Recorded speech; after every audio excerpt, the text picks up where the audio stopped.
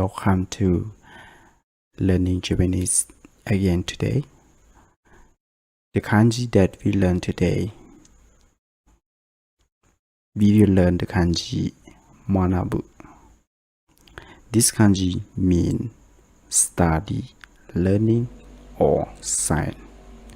And this kanji have the ongyumi reading like gaku, gaku.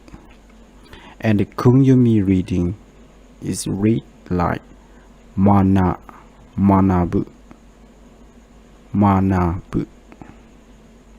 The kanji of manabu or gaku is mean learning or study or sign.